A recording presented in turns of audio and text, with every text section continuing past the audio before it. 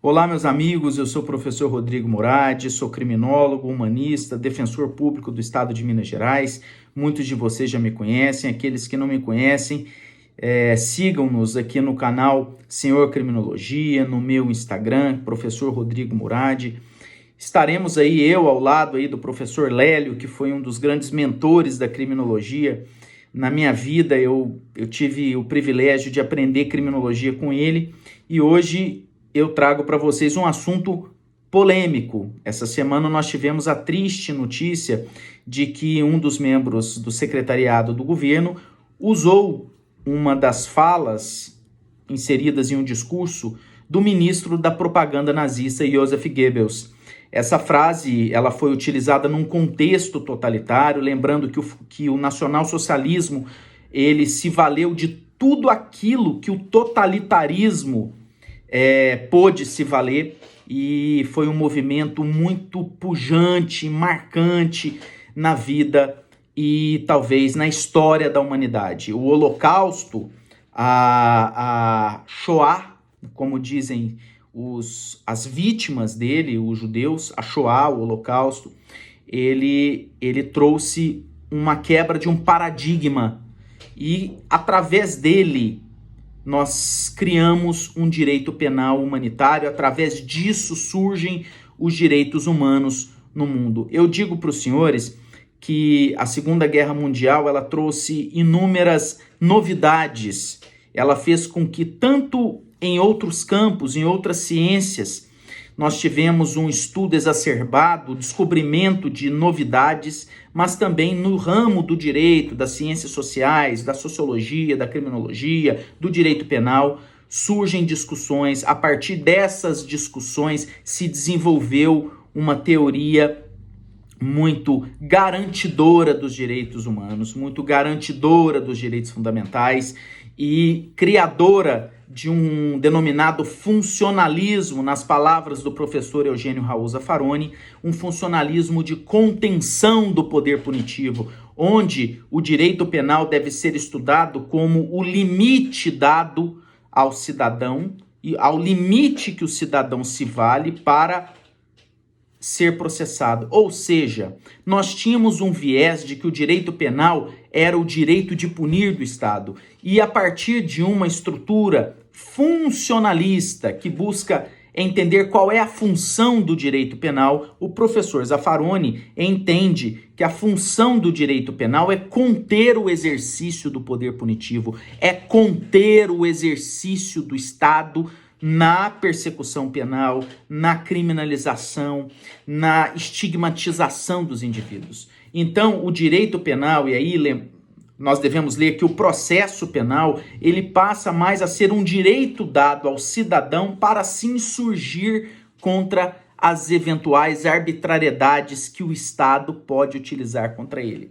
Isso é mais ou menos o denominado funcionalismo redutor ou funcionalismo de contenção do poder punitivo, que surge a partir dos estudos criminológicos depois da Segunda Guerra Mundial. Eu tive o privilégio aqui de ser incumbido pelo professor Zaffaroni de traduzir uma obra na qual ele estuda a doutrina penal nazista, que vigorou na Alemanha entre 1933 a 1945. Esse estudo da doutrina penal nazista é um livro escrito e publicado na Argentina pela editora Ediar.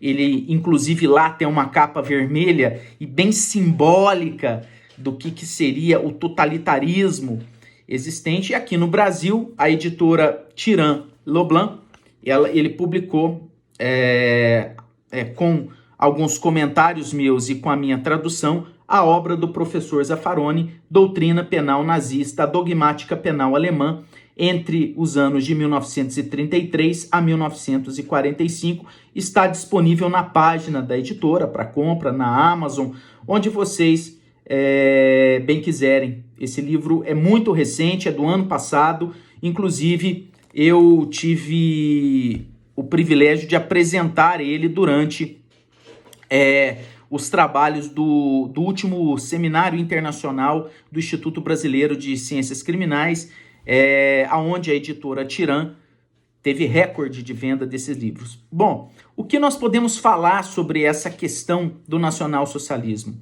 Nós temos um ideólogo do direito nazista, do direito penal nazista, do direito em si nazista, que foi Carl Schmitt. Os senhores estudiosos do direito, aqueles que estão se preparando para os concursos públicos, ou os curiosos em geral, devem ter em mente que Carl Schmitt, que era um filósofo, um hermeneuta da Alemanha, ele cunhou a ideia de que o fenômeno de constituição do Estado, de regulamentação do Estado, o denominado constitucionalismo, ele deveria ter um viés político. Ele deveria seguir as leis, a Constituição deveriam seguir as ideias políticas vigentes naquele Estado. Então, Carl Schmitt, logicamente, deu estrutura jurídica para o regime nacional-socialista. Lembrando muitos que não houve uma modificação da Constituição, o surgimento de uma nova Constituição com o advento do nacional-socialismo. Até pelo contrário, a Constituição se manteve quase que intacta. O que foi promovido na Alemanha durante os idos do governo hitlerista foi a alteração das leis. Lembrando que Hitler ele era cercado por uma equipe muito bem estruturada e ligada ao regime partidário do Partido Nacional dos Trabalhadores Alemães, o NAZP, o Partido Nazista. Entre eles, o ministro da propaganda do Terceiro Reich era Joseph Goebbels, que foi objeto de citação infeliz pelo nosso secretário de Cultura, então secretário de Cultura nessa semana.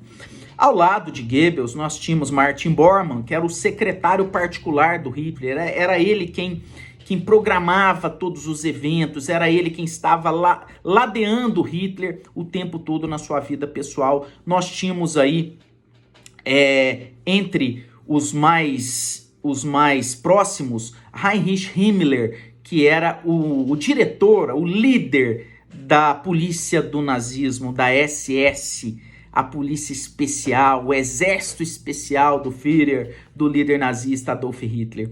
E entre esses principais ícones, nós tínhamos a questão relacionada aos projetos que o nazismo criou para fundamentar a divisão da raça humana entre uma raça superior e sub-raças, e como que o direito estabeleceria a sua incidência sobre essas sub-raças. Aqui nós temos a questão relacionada a um projeto encomendado por Hitler, encomendado pela sua equipe, que foi dada ao professor Edmund Messinger. O Edmund Messinger, ele era um professor de direito e também de filosofia do direito, que foi consultado para o estabelecimento de um sistema penal que visasse a justificação, a criminalização de condutas que eram relacionadas ao ser, o como ser ou as formas de ser. Ou seja, no nazismo se criminalizou a origem genética, se criminalizou as características pessoais, a conformação do indivíduo, se criminalizou o pensamento das pessoas, se eram ou não atraídas pelo regime, se eram adeptas ao regime do nacionalsocialismo ou não, e se criminalizou as crenças religiosas. Isso tudo se deu através de um projeto chamado Projeto Estranhos à Comunidade. E esse projeto, ele visou criar leis que criminalizassem as condutas de ser judeu, ser deficiente mental, ter uma postura contrária, subversiva aos ideais políticos nazistas, ser uma pessoa de vícios como alcoólatra, jogadores compulsivos, ser uma pessoa desadequada aos ditames desse Estado nacionalista exacerbado, desse Estado total, e, sobretudo, as pessoas que, de alguma forma, eram inconvenientes aos interesses do Estado. Doentes mentais, ciganos, prostitutas, michês, todos eles eram considerados, e sobretudo, não posso esquecer de enfatizar, os judeus eram considerados estranhos à comunidade nacional socialista. E a pena os senhores sabem muito bem qual foi. Em um primeiro momento, o projeto previa o encaminhamento desses estranhos à comunidade à ilha de Madagascar, que era uma ilha de domínio alemão. Mas com os embargos econômicos, com o surgimento da guerra, com as dificuldades de se cruzar os oceanos para se chegar com essas pessoas à ilha de Madagascar, Hitler se viu em uma encruzilhada. E aí os seus principais chefes se reuniram em uma localidade próxima a Berlim e elaboraram um projeto chamado A Solução Final, que seria o uso dos campos, dos já existentes campos de concentração como campos de morte, e lá se pôs em prática as câmaras de gás, a mortalidade massiva, e aí o surgimento do nome Holocausto, certo? Bom, isso tudo tem a ver muito com o direito.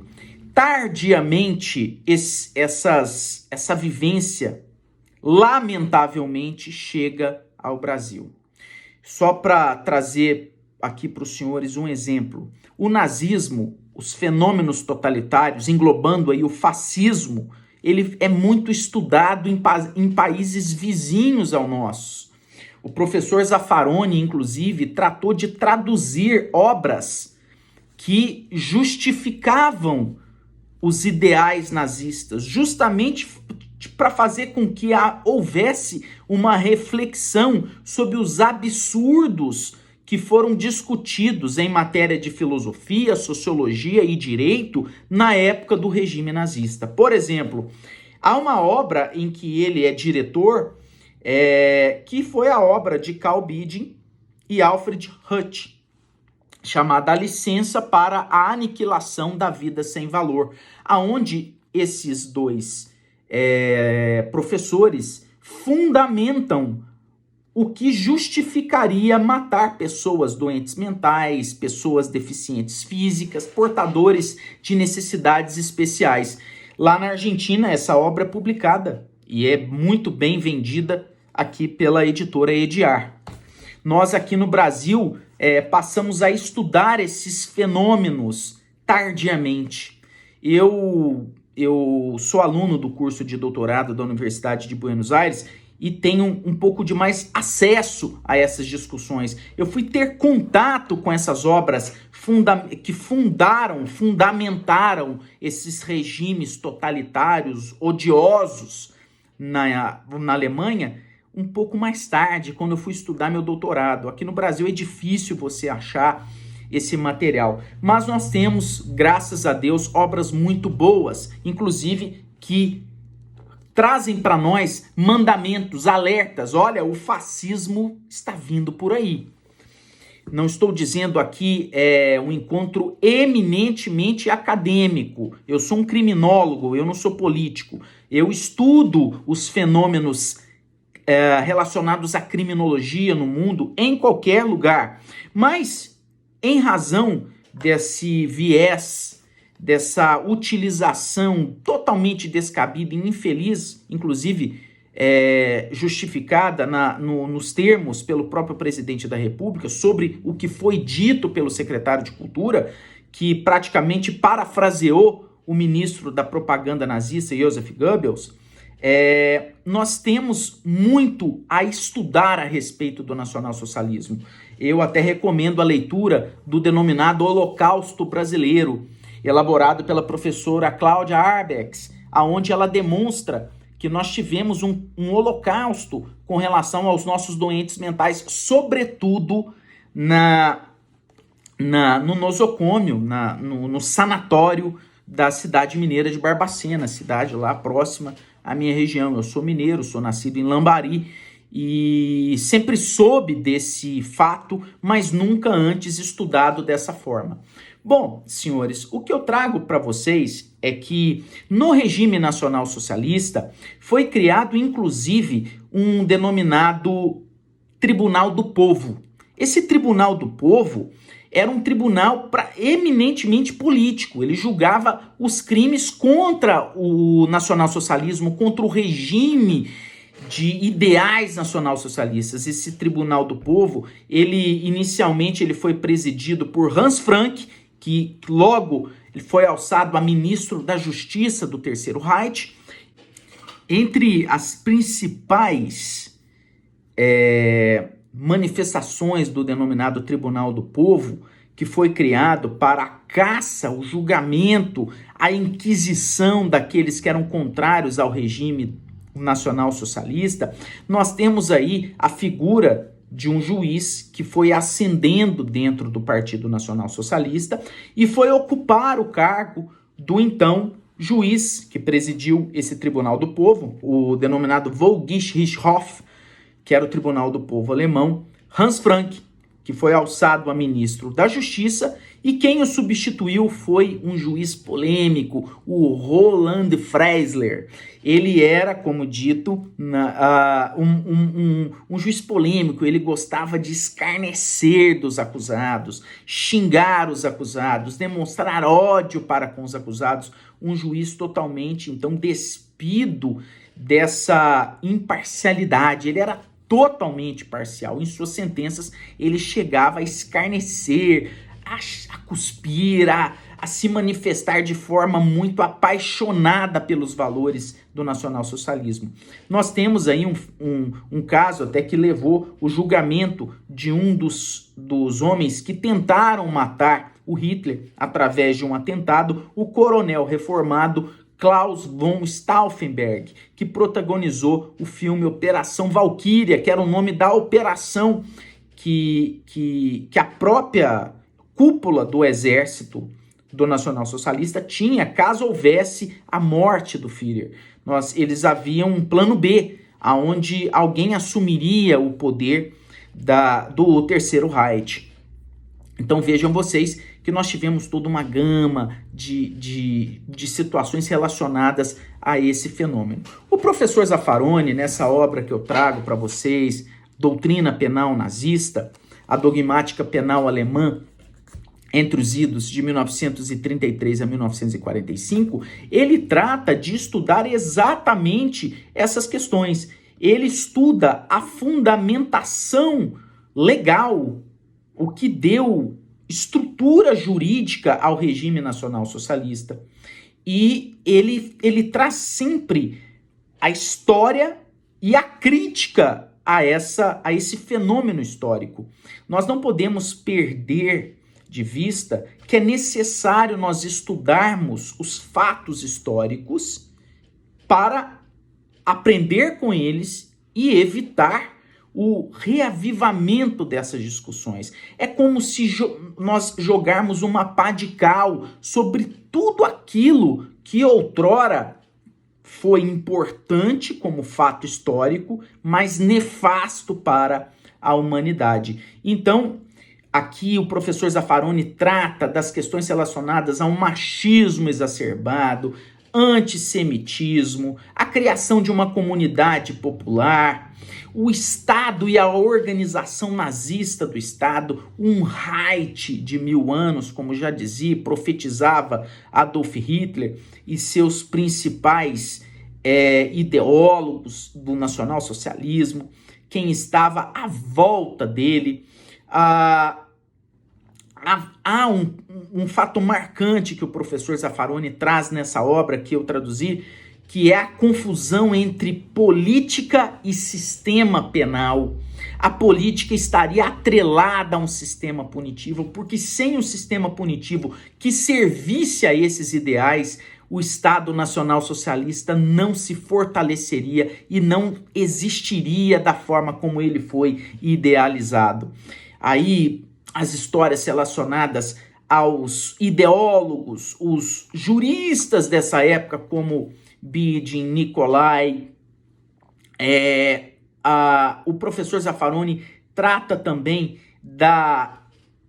o dolo, que a forma como a estrutura do dolo, da vontade livre e consciente de praticar um fato, a assunção de risco, foi idealizada segundo esse projeto Estranhos à Comunidade, que eu já falei, que foi idealizado pelo professor Edmund Messinger, e os juristas da escola de Kiel, que fizeram parte da estrutura fundamentadora do nacionalsocialismo, como eu trouxe aqui para vocês, os juristas Carl Bidin e Alfred Rush, que fundamentaram essa estrutura relacionada à culpabilidade pelo simples fato de existir e existir contra o que a lei gostaria que você existisse,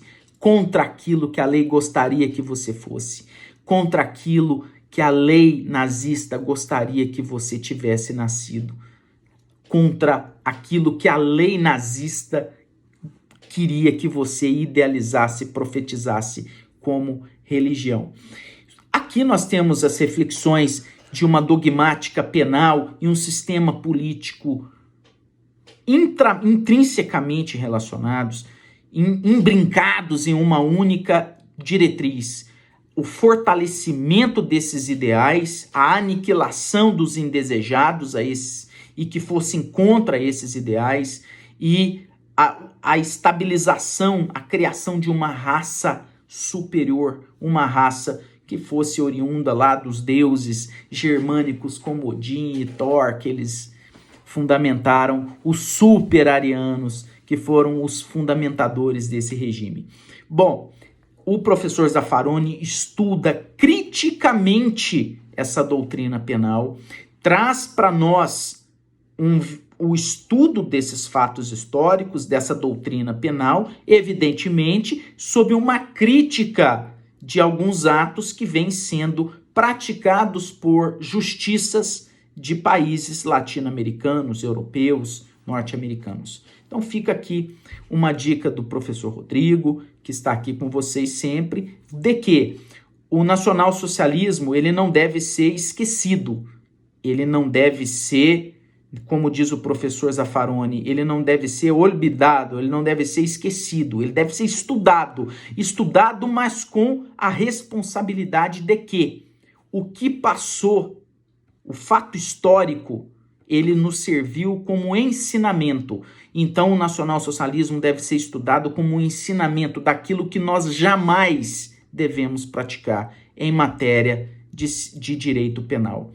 O sistema inquisitivo, esse sistema que se valeu a igreja na caça às bruxas, nas inquisições, que se valeu o nazismo, esse sistema é superado, esse sistema é atrasado, esse sistema é contra qualquer dos direitos humanos mais simples e, sobretudo, os mais caros. Então fica aqui a minha manifestação de insurgência contra e lamento sobre o que aconteceu. Espero que vocês estudem o nacionalsocialismo sob esse enfoque crítico, sob esse enfoque de entender o que aconteceu para não reiterar essa prática sob qualquer tipo de travestismo. O nacionalsocialismo foi um movimento totalmente contrário ao ser humano. O ser humano foi coisificado. O ser humano desinteressante foi coisificado. Então, nós não podemos ressuscitar, sob qualquer pretexto, essas lamentáveis práticas que foram estruturantes desse regime. Fica aqui o meu abraço, a dica para adquirirem esse livro, um livro interessantíssimo, Doutrina Penal Nazista, onde o professor Zaffaroni estuda essas questões. Um abraço, muito obrigado pela oportunidade, professor Lélio, estamos juntos aí, valeu.